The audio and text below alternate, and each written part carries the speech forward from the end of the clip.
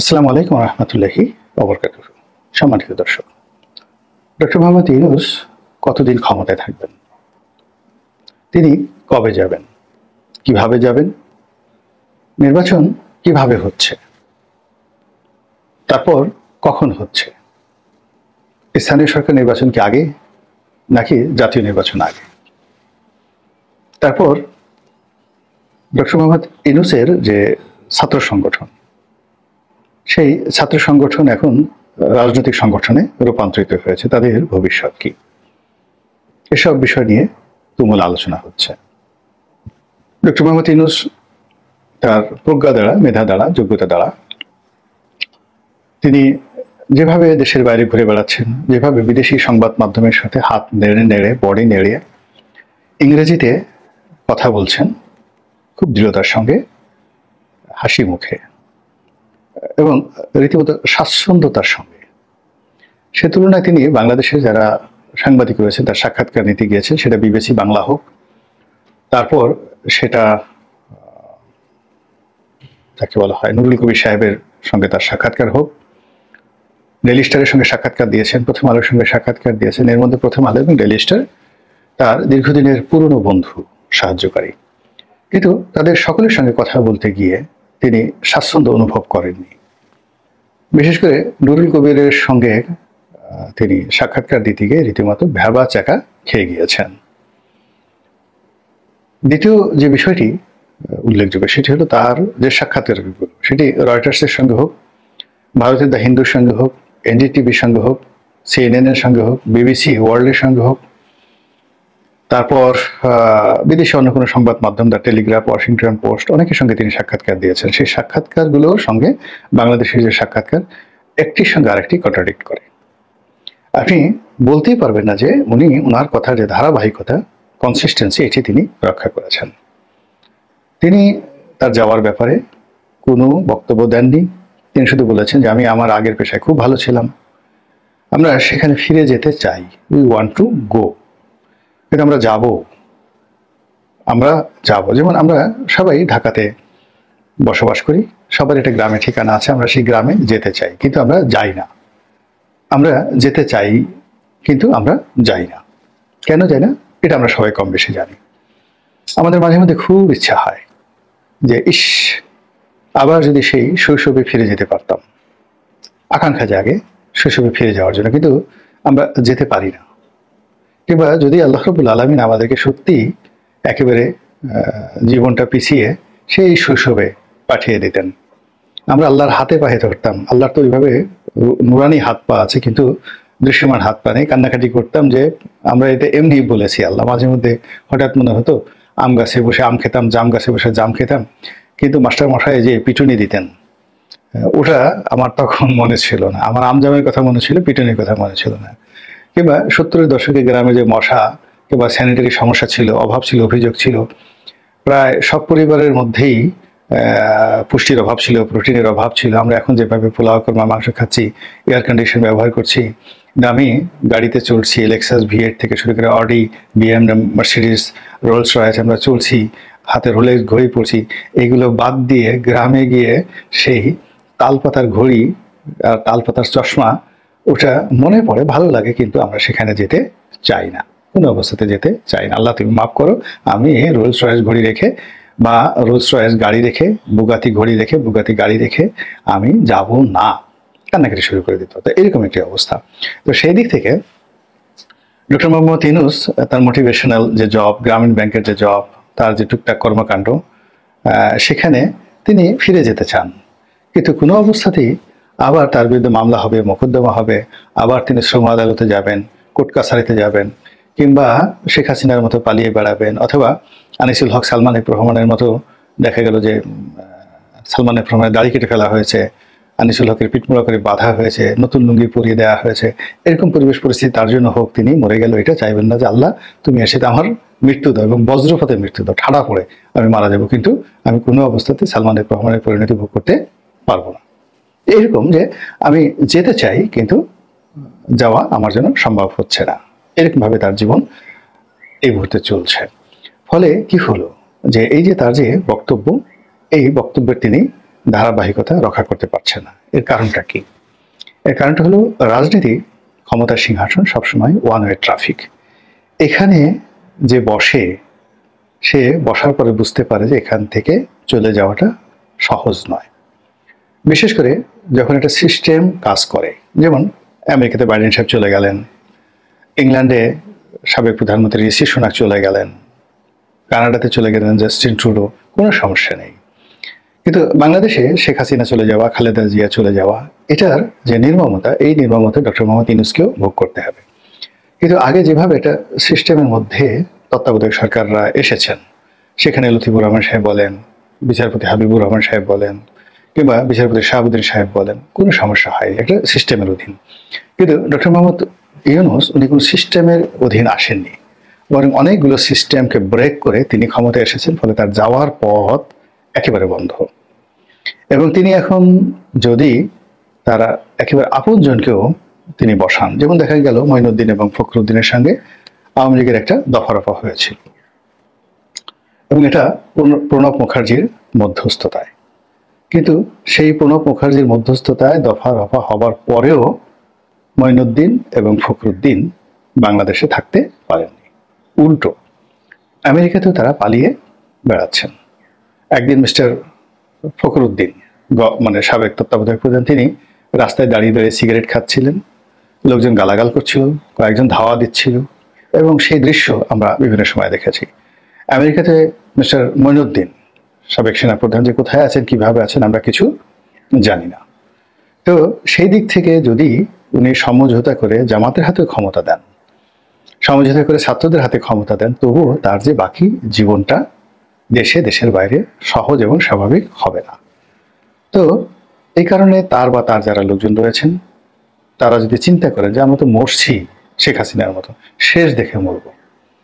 শেখ হাসিনা যখন 2014 সালে বুঝে গেছেন যে তিনি যে কর্মটি করেছেন, সেই কর্মে তার আর কোনো সেফ এক্সিট নেই, ফলে তিনি জীবনের শেষ দিন পর্যন্ত এক হাতে মৃত্যু, আর এক হাতে অপমান, মুখে পতন, মস্তিষ্কে গ্লানি, সারা শরীরে আবর্জনা, এইসব মেনে নিয়ে তাকে জনগণ ধরবে, পাড়িয়ে মেরে ফেলবে, এই সকল পরিণতি জেনেই কিন্তু তিনি এই কর্মকাণ্ডগুলো করেছেন। তো সেই দিক থেকে ডক্টর মোহাম্মদ ইউনূস যেখানে বসেছেন, বসার পর তিনি যা জানতেন কি জানতেন না, আমরা সেই বিতর্কে যাব না। এখন আমরা বিভিন্ন রকম কথা শুনতে পাচ্ছি। প্রথম কথা হলো, তিনি এমনি এমনি আসেননি, এখানে একটা ম্যাটিকুলাস প্ল্যানের মাধ্যমে এসেছেন। কথাটি তিনি মুখ ফুসকে বলে ফেলেছেন, কিন্তু এখন এটা প্রমাণিত। তারপর সেনাবাহিনী যে গুলি চালায়নি এবং তারা শেখ হাসিনার কথা মান্য করেনি, এটার পেছনে যে জাতিসংঘের একটা রেড সিগন্যাল ছিল, এবং জাতিসংঘ যে তাদেরকে ভয় দেখিয়েছে যে যদি তোমরা এই আন্দোলনকারীদের উপর গুলি চালাও তাহলে তোমাদেরকে মিশন থেকে তাড়িয়ে দেওয়া হবে, এটি এখন মানবাধিকার কমিশনের যিনি প্রধান, বিশ্ব মানবাধিকার কমিশনের যিনি প্রধান, তিনি স্পষ্টতই সংবাদ সম্মেলন করে এই কথাটি বলে দিয়েছেন। তো কাজেই সেনাবাহিনীর যে ভূমিকা, সেই ভূমিকা এমনি এমনি ছিল না, এটার পেছনে জাতিসংঘের হাত ছিল। আর জাতিসংঘ কখনই কোনো কাজ করেন না যতক্ষণ না পর্যন্ত সেখানে আমেরিকা গ্রিন সিগন্যাল না দেয়। তো মিস্টার বাইডেন সরকারের যে ডিপ স্টেট পলিসি ছিল, সেই পলিসি বাংলাদেশে সে 2019 সন থেকে চেষ্টা অব্যাহত রেখেছিল শেখ হাসিনার পতন ঘটানোর জন্য। তারা এই জন্য হাজার হাজার কোটি টাকা এই বাংলাদেশে খরচ করেছে, যার একটা অংশ $50 মিলিয়ন একটা কথা মিস্টার ট্রাম্প বলে ফেলেছেন, কিন্তু এর বাইরেও আরো অনেক টাকা এসেছে।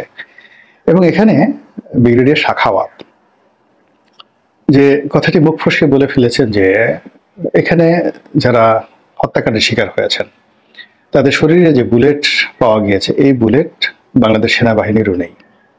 এই জন্য অনেকে বলার চেষ্টা করছে যে বিদেশি অস্ত্র, বিদেশি প্রশিক্ষিত লোক, কেউ বলছেন FBI এর লোক, কেউ বলছেন CIA এর লোক, তারা এই বাংলাদেশে এসে এই জুলাই আগস্ট বিপ্লবের সময় হত্যাকাণ্ড চালিয়েছেন, এবং কাজ করে তারা আবার নির্ভাবনায় নিশ্চিন্তে নিজেদের বিমানে করে তারা চলে গেছেন। এই কথাগুলো এখন ছড়িয়ে পড়েছে। এই যে থানাগুলো আক্রমণ হয়েছে, অস্ত্রগুলো লুট হয়েছে, পুলিশ মারা গিয়েছে, একদিন না একদিন এইগুলোর বিচার হবেই হবেই হবেই হবেই।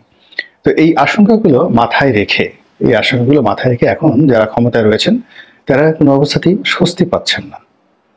স্বস্তি না পাওয়ার কারণে তারা যে চলে যাবেন এই চলে যাওয়াটা নিয়ে আমরা যতটা আবেগপ্রবণ, ডিসেম্বর মাসে নির্বাচন হতে হবে, নির্বাচন দিয়ে শেখ হাসিনার বিচার দরকার নির্বাচনের পরে হবে, তো এই জিনিসগুলো আমরা যত সহজভাবে বলছি আসলে বাস্তবে অত সহজভাবে ঘটবে না। এখানে একটার পর একটা জটিলতা তৈরি করা হবে এবং একটা জটিল পরিস্থিতি সরকারের পক্ষ থেকে তৈরি করা হবে এবং ওটাকে সামাল দেওয়ার জন্য আরো 10টা জটিল পরিস্থিতি তৈরি হয়ে যাবে, একটা প্রাকৃতিক আর একটা কৃত্রিম। ধরুন হিজবুত তাহরির একটা ঘটনা ঘটালো, তারা মিছিল করলো, মিটিং করলো। এখন এই হিজবুত তাহরির এই ঘটনাকে কেন্দ্র করে যদি মানব সৃষ্ট আরো 10টি বিপর্যয় ঘটে, যা কিনা রাজনীতি, নির্বাচন সবগুলোকে অনিশ্চিত করে ফেলবে। এরপর চীনের সিদ্ধান্ত এখানে একটা গুরুত্বপূর্ণ বিষয়। ডক্টর মোহাম্মদ ইউনূস দেশের বাইরে যাচ্ছেন, চীনে যাচ্ছেন, এবং আমরা যেটা শুনতে পেরেছি যে চীনের প্রেসিডেন্ট তাকে নেওয়ার জন্য আলাদা বিমান বাংলাদেশে পাঠাবেন, যেখানে সাবেক প্রধানমন্ত্রী শেখ হাসিনা বাংলাদেশ থেকে গিয়েছেন এবং তিনি সেখানে রীতিমতো অপদস্থ হয়ে, অপমানিত হয়ে ফেরত এসেছেন এবং নির্ধারিত সময়ের একদিন আগেই তিনি এসেছেন। তো তার বিপরীতে যখন ডক্টর মোহাম্মদ ইউনূসকে চীন প্লেনে করে নিয়ে যাচ্ছে এবং মিস্টার শি তার সঙ্গে বৈঠক করবেন দ্বিপাক্ষিক সাহায্য সহযোগিতা নিয়ে, এটি ডিসেম্বর পর্যন্ত যদি উনি থাকতেন, চীন এত বেকুব না যে ডিসেম্বর পর্যন্ত যারা ক্ষমতায় রয়েছে 6 মাস তাদেরকে আলাদা বিমানে করে তারা নেবেন। তারা তাকে রাখতে চাচ্ছেন, দীর্ঘমেয়াদে রাখতে চাচ্ছেন, রাজা পাকসের মতো তারা রাখতে চাচ্ছেন, মৈত্রীর মতো। এবং এই যে এখন যে সিস্টেমটি চলছে, এই সিস্টেমটিকে চীন কাজে লাগাতে চাচ্ছেন।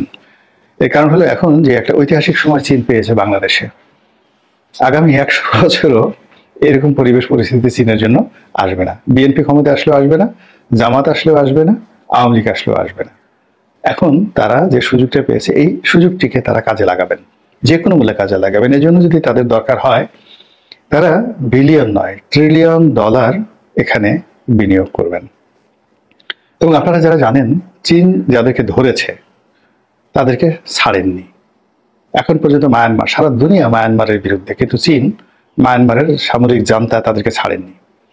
বিদ্রোহী আরাকান আর্মিদেরকে তারা মদত দিচ্ছেন, কিন্তু একই সঙ্গে তারা মায়ানমার সরকারকে টিকিয়ে রেখেছেন খুব স্বল্প পরিসরে। তারা শ্রীলঙ্কা রাজাপাকসে পরিবারকে ছাড়েননি এখনো পর্যন্ত, তারা সেখানে তাদেরকে বজায় রেখেছেন। তারা পাকিস্তানকে ছাড়েননি। ইমরান খানের সবচেয়ে বড় ভুল হলো, ইমরান খান যেভাবে ইউরোপকে প্রাধান্য দেওয়ার চেষ্টা করেছে, তুরস্ককে এবং মালয়েশিয়াকে প্রাধান্য দেওয়ার চেষ্টা করেছে, এবং যেভাবে ইসলামাইজেশন করে ইসলামী জগতের দ্বিতীয় নাসের, মানে মিশরের যে গামাল আবদেল নাসের, ওইরকম দ্বিতীয় নাসের হওয়ার তিনি যে চেষ্টা করেছিলেন, এটা চীন পছন্দ করেননি। ফলে চীনকে যদি তিনি স্বস্তিতে রাখতে পারতেন, চীন আজকের এই অবস্থায় তাকে সাহায্য করত। তো শেখ হাসিনার যে বড় ভুল, চীনের সঙ্গে যে ভুল তিনি করেছেন, সেই ভুলটি অবশ্যই অবশ্যই এই সরকার করবে না, এই সরকার করবে না, এবং সেটা আলটিমেটলি এগিয়ে নিয়ে গেছে।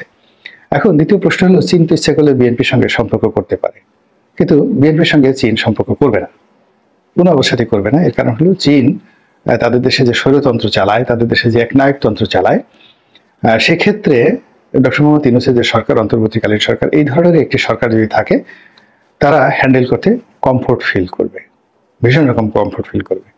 দ্বিতীয়ত হলো যে গণতান্ত্রিক সরকারের অধীনে আমলাতন্ত্র, তারপরে মিলিটারি অনেক যাকে বলা হয় ট্রান্সপারেন্ট রাখতে হয়, জুডিশিয়ারি ট্রান্সপারেন্ট রাখতে হয়। কিন্তু ডক্টর মোহাম্মদ ইউনূস এখন যে পর্যায়ে আছে, তিনি যদি হুট করে চীনের বড় একটা বিনিয়োগ নিয়ে আসেন, তিস্তা প্রকল্প বাস্তবায়ন করে ফেলেন, এমনকি বাংলাদেশের মানুষ যেটাকে নিয়ে খুব ভয় পাচ্ছে এই মুহূর্তে, সেন্ট মার্টিন দ্বীপ নিয়ে ভয় পাচ্ছে, তো সেই সেন্ট মার্টিনকে কেন্দ্র করে চীনা বিনিয়োগ যদি বাংলাদেশে আসে, পর্যটন কেন্দ্রিক বিনিয়োগ যদি আসে, তাহলে এই মানুষ যাকে বলা হয় ডক্টর মোহাম্মদ ইউনূসকে বরণ করে নেবে, ভীষণ রকম বরণ করে নেবেন। এবং তিনি বোঝার চেষ্টা করেন যে তিনি আজ থেকে কত বছর আগে এই গ্রামীণ ফোন এনেছেন, তার সাথে তিনি 100 গুণ এখন ম্যাচিউর। ফলে বাংলাদেশে যদি চীনের BYD ফ্যাক্টরি প্রতিষ্ঠিত হয়, তারপরে হুয়াওয়ের একটি ফ্যাক্টরি বাংলাদেশে প্রতিষ্ঠিত হয়, এবার ধরুন ইলন মাস্ক যদি তার একটি টেসলার গাড়ির কোম্পানি প্রতিষ্ঠা করেন এই বাংলাদেশে, এরকম 3 থেকে 4টি প্রকল্পে যদি $100 বিলিয়ন, এর কোনোটাই ছোট না, স্যামসাং এর একটা প্রজেক্ট, BYD-র একটা প্রজেক্ট, হুয়াওয়ের একটি প্রজেক্ট, এগুলো সবই মোর দ্যান $50 বিলিয়ন প্রজেক্ট। এরকম 3 থেকে 4টে প্রজেক্ট ইউনুসের হাতকে শক্তিশালী করার জন্য এটি কোনো বিষয় নয়। এবং ইতিমধ্যে আপনারা দেখেছেন যে বাংলাদেশে যে পরমাণু বিদ্যুৎ কেন্দ্র যারা স্থাপন করেছেন, সেই রাশিয়ার গ্যাসপ্রম, তারা এসে ডক্টর মোহাম্মদ ইউনূসের সঙ্গে দেখা করেছেন। এবং সেক্ষেত্রে রাশিয়ার সঙ্গে তার বন্ধুত্ব, চীনের সঙ্গে বন্ধুত্ব হলে রাশিয়ার সঙ্গে তাদের যে বন্ধুত্ব এটা অটোমেটিক হয়ে যাবে। তো এই জিনিসগুলো আরো স্পষ্ট হবে মোটামুটি মে মাসের দিকে মানে স্পষ্ট হবে। আর জুন জুলাইতে এটা একেবারে সেটেলড হয়ে যাবে। আমরা সবাই তখন বুঝতে পারবো যে ডক্টর মোহাম্মদ ইউনূস থাকছেন, তিনি যাচ্ছেন না। এর কারণ হলো, আপনি যদি তার কর্মকাণ্ডগুলো দেখেন, আমি এখানে 7টি কারণ বলেছি, এখানে আপনি 70টি কারণ দেখতে পাবেন যে তিনি খুবই সুপরিকল্পিতভাবে প্রথম দিকে অনেকগুলো সমস্যা তৈরি করেছেন। মানুষ হাহাকার, আইন শৃঙ্খলা, মানুষ হাহাকার, এটা নাই ওটা নাই। এখন এই সেনাবাহিনী প্রধান বিদেশ থেকে আসার পর হঠাৎ করে ধরপাকড় শুরু হয়েছে। সমন্বয়কদেরকে ধরা হচ্ছে, বিএনপি লোকদের ধরা হচ্ছে, জামাতের লোকদেরকে ধরা হবে। এবং মাঠ ক্লিয়ার করতে সরকারের সময় লাগবে হাইয়েস্ট 7 to 10 days। এবং মানুষ তখন হই হই করে বলতে থাকবে, ইয়া ইউনূসু, আমরা আপনাকেই চাই। তাহলে প্রথমত হলো মানুষের কাম্যতা। প্রথমে যদি আইন শৃঙ্খলাটা এস্টাবলিশ করতেন, তিনি শেখ হাসিনাকে গালি দিতে পারতেন না। এখন তিনি শেখ হাসিনাকে গালি দিলেন, বিএনপিকে গালি খাওয়ালেন, জামাতকে পচালেন, সমন্বয়কদের যে অংশটি বাড়াবাড়ি করতো তাদেরকে পচালেন। এরপরে সবাইকে ধরে যখন একটা কাম্যতার সৃষ্টি হলো, আপনার তৃষ্ণা লাগলে যখন পানি দেওয়া হয়, পানির জন্য আপনি থ্যাঙ্কস দেবেন, আর তৃষ্ণা না লাগলে তো আপনি কাউকে থ্যাঙ্কস দেবেন না। তো এই বাঙালিকে তিনি তৃষ্ণার্ত করেছেন। তৃষ্ণার্ত করার পর এখন তিনি পানি দেবেন, এবং পানি তিনি আলটিমেটলি দেওয়া শুরু করেছেন। ঢাকা শহরে ছিনতাই হচ্ছে, ডাকাতি হচ্ছে, এটা পুলিশের জন্য, আর্মির জন্য, এটা 1 ঘন্টার বিষয় নাকি? যে মোল্লারা শেখ হাসিনার ভয়ে সারাদিন ইয়ানফসি করতো, তাদেরকে সোজা করতে সেনাবাহিনীর কয় মিনিট সময় লাগে? Just 5 minutes. তো এই কাজগুলো শুরু হয়ে গেছে। শুরু হওয়ার পরে এরপরে কিছু দান, মানে কিছু দিতে হবে। কর্মসংস্থান থেকে শুরু করে অন্যান্য যে বিষয়গুলোতে অভিযোগ আমরা শুনতে পাচ্ছি, এটা হচ্ছে না, ওটা হচ্ছে না, এটা হচ্ছে না, এই জিনিসগুলো হয়ে যাবে। কতগুলো ব্যাংক মার্জ হয়ে যাবে, কতগুলো ব্যাংককে দেউলিয়া ঘোষণা করে দেওয়া হবে, এবং কতগুলো ব্যাংককে শক্তিশালী করে দেওয়া হবে। এবং পুরো অর্থ ব্যবস্থা, এখানে রুবায়েত ফেরদৌস শেয়ার মার্কেটে ধরা পড়েছে। সব মিলিয়ে আপনি জুন জুলাইয়ের মধ্যে একটা অর্থনৈতিক ব্যাপক পরিবর্তন আপনারা দেখতে পাবেন। আর এই কর্মকাণ্ডগুলো চালিয়ে নেওয়ার জন্য ইতিমধ্যে তিনি বেশ কয়েকজন তার বিশেষ সহকারী নিয়োগ দিয়েছেন, বেশ কয়েকজন নতুন উপদেষ্টা নিয়োগ দিয়েছেন। এবং আপনি লক্ষ্য করেন যে আগের মতো উপদেষ্টাগুলোদের মতো তারা বৃদ্ধ নন, বা অনেকের বিরুদ্ধে বিতর্কিত নেই। এরা যথেষ্ট প্রফেশনাল, দেশ এবং বিদেশে তারা কর্মদক্ষতায় অভিজ্ঞ। কাজেই এই লোকগুলো যখন পুরো কর্তৃত্ব প্রতিষ্ঠা করে ফেলবেন, এবং আপনি দেখবেন যে মে মাসে, জুন মাসে আরো 10 জনের মতো উপদেষ্টা নিয়োগ করা হবে। আরো 10 জন উপদেষ্টাকে যখন নিয়োগ করা হবে, তখন মন্ত্রণালয়ের যে কর্মকাণ্ড, সেই কর্মকাণ্ডে অনেক গতি চলে আসবে। আর সবচেয়ে যে বিষয়টি, সেই বিষয়টি হলো এই যে ছাত্রদের যে দল এবং ছাত্র সমন্বয়করা যারা সরকারে আছেন, সম্ভবত তাদের কপাল পুড়বে, তাদের সবার কপাল পুড়বে। এবং তাদের সেই কপাল পোড়ার পরে সব মানুষ ডক্টর মোহাম্মদ ইউনূসকে, যাকে বলে হই হই রই রই করে তালি বাজাবে যে না, বাপের বেটা, আপনি তো বাংলার নেপোলিয়ান, আপনি তো বাংলার বোনাপার্ট, কি সব চ্যাংড়া ফুলাফান আপনাকে জ্বালাতো, আপনি তাদেরকে এমন ছাকা দিয়ে দিয়েছেন যেটা বলার মতো। এমনি সংগঠনের মধ্যে অনেক গন্ডগোল, এবং আপনি চিন্তা করেন এখন সংগঠনের 2-4 জন এত বিরক্তিকর ব্যক্তি হয়ে গেছেন, তাদেরকে যদি গ্রেপ্তার করা হয়, মানে ফুলের মালায় ডক্টর মোহাম্মদ ইউনূসের যে বাসভবন, সেই বাসভবন ভরে যাবে, কেউ যাবে না ওখানে, কি শুধু ফুল ছুটেই আসবে 2 থেকে 3 জন সমন্বয়কে গ্রেপ্তার করা হলে। এরপরে যে সকল সমন্বয়করা, মাস্টার মাইন্ডরা এখন আছেন সরকারে, তাদেরকে যদি বিদায় করে দেওয়া হয় এবং প্লেনে করে যে আব্বা তোমরা যাও, হজ করে আসো, উমরা করে আসো, আপনি দেখবেন যে ঢাকায় মিছিলে ভরে গেছে, মিছিলে ভরে গেছে। তো যার জন্য ডক্টর মোহাম্মদ ইউনূস, আমার মতো সাধারণ মানুষ, 2 পয়সার মানুষ, আমি যদি এই জিনিসগুলো বুঝি, ডক্টর মোহাম্মদ ইউনূসকে এই জিনিসগুলো বুঝেন না? অবশ্যই বুঝেন। এবং বুঝার বলে তিনি কি করবেন না? অবশ্যই করবেন। আর তিনি যদি এগুলা করেন, তাহলে তিনি কি চলে যাওয়ার জন্য করবেন? অবশ্যই না, থেকে যাওয়ার জন্য করবেন। আল্লাহ আমাদের সবাইকে হেদায়েত দান করুন। আসসালামু আলাইকুম ওয়া রাহমাতুল্লাহি ওয়া বারাকাতুহু।